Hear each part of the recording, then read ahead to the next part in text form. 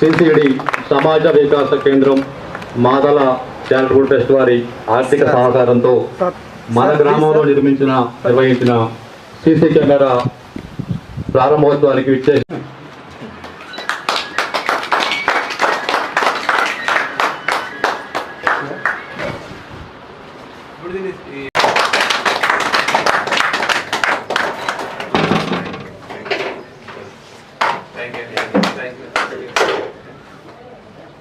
Main road जवाब second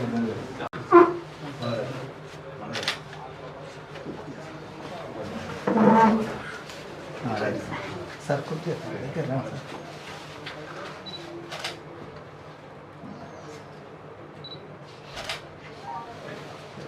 పెట్టడం దాన్ని మెయింటైన్ చేయడం కూడా ఇంపార్టెంట్. రెండోది మీకు ఈ మధ్య కాల్ వస్తూ ఉంటాయి ఏమని ఎస్ఐఆర్ ఇప్పుడు ఏదో వెనకాల ఫార్ములు ఇస్తున్నారు కదా నింపుతున్నారు కదా ఓటర్ హక్కు ఇస్తున్నారా లేదా ఫామ్ ఎస్ఐఆర్ ఎన్యూమరేషన్ ఫామ్ నడుస్తుంది కదా మీకు ఫోన్ వస్తుంది ఏమని మీది ఫలానా సాధిక్ ఇది ఉంది ఇది ఎస్ఐఆర్లోని ఓటు హక్కు పోతుంది అంటే మీరు భయపడతారు. అదే నా ఓటు హక్కు పోతే ఎట్లాగని భయపడతారు. ఎందుకంటే ఓటు హక్కు పోతే ఎలక్షన్ అప్పుడు వచ్చి 5,000 2,000 పోతాయి కదా పోతాయా పోవా అయితే అప్పుడు అరే సార్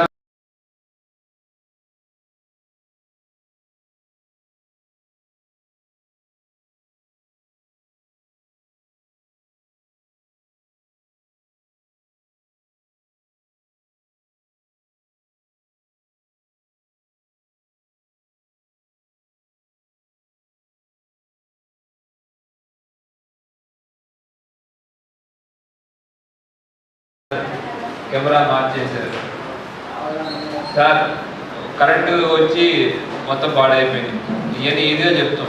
మరి ఫోన్ పాడైపోతే వదిలేస్తామా? స్క్రీన్ పగిలితే వాడతామా ఫోన్ని? ముందు తొందరగా ఈ మిగతా పనులన్నీ ఆపేసి అడిగి వెళ్తాం, మొబైల్ ఫోన్ జాబ్కి వెళ్తాం కదా. మరి అట్లాంటప్పుడు ఈ కెమెరాను కూడా మనం అంతే జాగ్రత్తగా చూసుకోవాలి. ఈ కెమెరాల ద్వారా దొంగతనాలు కానివ్వండి, మిగతా చాలా గొడవలు కానివ్వండి, ఎవరు చేశారు, ఎవరు ముందు వచ్చారు, ఎవరి వల్ల గొడవ కారణమైందని మనం తెలుసుకోవచ్చు. పోలీస్ వర్ణిగా ఉంది పోలీస్ స్టేషన్. ఎప్పుడో కానిస్టేబుల్ ఇక్కడ ఉండగలుగుతాడా? ఉండలేడు. కానీ ఈ కెమెరా ద్వారా ఎవరేం చేస్తున్నారు, ఎక్కడ ఏం జరుగుతుంది అనేది మనం చూడగలుగుతాం. మరి మన ఇంట్లో కరెంటు మన యొక్క సేఫ్టీ గురించి పెట్టుకుంటాం, మన యొక్క సుఖం గురించి పెట్టుకుంటాం. ఈ కెమెరాలు ఎటువంటి దొంగలు వచ్చినా మనకి ఇన్ఫర్మేషన్ ఇచ్చేదానికి వాడే కెమెరాలు మనకి ఎంత జాగ్రత్తగా ఉండాలి. మనం జస్ట్ పెట్టడం కాదు, దాని తర్వాత అది ఉపయోగిస్తున్నామా లేదా, పని చేస్తున్నాయా లేదా అనేది మనం చూసుకోవాలి.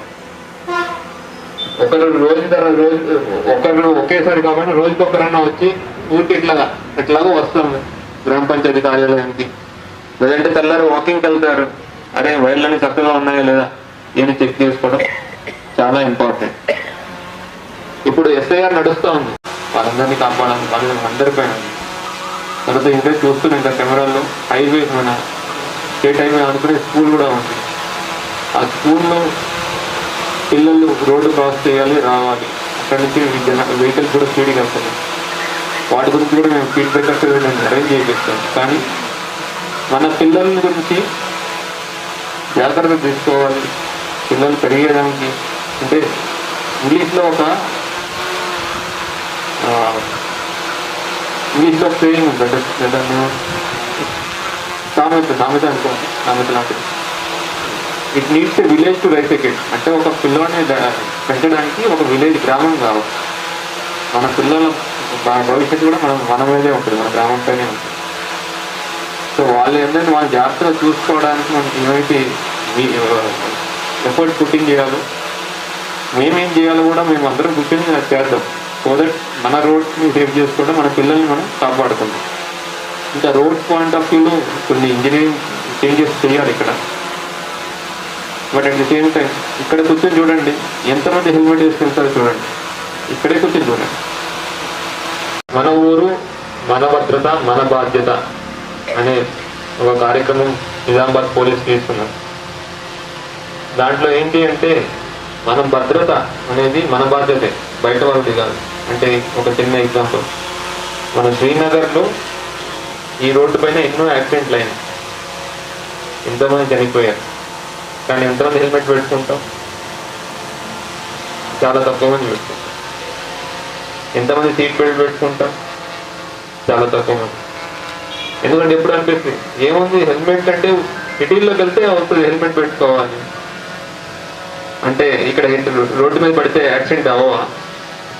ఏం కాదు, శ్రీనగర్ రోడ్డు కదా, శ్రీనగర్ రోడ్డు అంటే ఏం కాదు, పడండి, మీకు పడినా ఏం కాదు, నేను కాపాడుతా అంటది ఆ రోడ్డు, అంటది అట్లా రోడ్డు. ఎవడు పడినా దెబ్బ తగులుతుంది. అది శ్రీనగర్లో పడి, నిజామాబాద్లో పడి, హైదరాబాద్లో పడి, లేదా యూఎస్లో పడి.